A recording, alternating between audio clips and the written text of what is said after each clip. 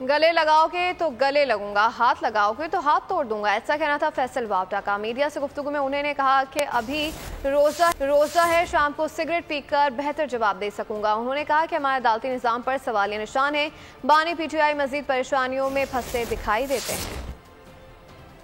लेकिन मौला जट की सियासत का एक तरीक़ेकार होता है, एक एथिक्स होते हैं। अगर मैं आप बताऊं कि मेरी 15 साल इस पॉलिटिकल पार्टी में कैसे परवरिश हुई है, तो मैं इज़्ज़त के बदले डबल इज़्ज़त दूंगा, प्यार के बदले डबल प्यार दूंगा, बदमाशी की जगह डबल बदमाशी करूंगा।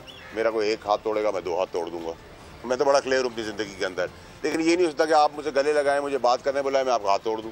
आप मुझे चाय बुलाएं, मैं आपको गाली दे दूं। चलें, इसको भी बर्दाश्त कर लिया जाएगा, लेकिन आप तनसीबात उड़ा दें, जान और माल को खतरे में डाल दें। कितने लोग शहीद हो गए। आज के दिन तक अगर आप मुझसे तहरीक इंसाफ के चेयरमैन साहब की बात करेंगे तो दुनियावी और कानूनी तौर पर तो वो मुझे मजीद शिकंजों में फंसते हुए नजर आ रहे हैं, फंस गए हैं, और मजीद परेशानियाँ उनके लिए आगे बढ़ रही हैं। उनकी पार्टी के, उनके मौला जट लोगों के, और उनके उन लोगों के भी जो चारों तरफ खेल रहे हैं, जो डबल एजेंट्स नहीं ट्रिपल एजेंट्स हैं। जो हमारा अदालती सिस्टम है, अदालती निज़ाम है, उसमें तो एक सेल्फ बहुत सारा एक सवालिया निशान है। अभी 6 पढ़ लेंगे और 2 घंटे बाद उसी 6 को 9 पढ़ लेंगे।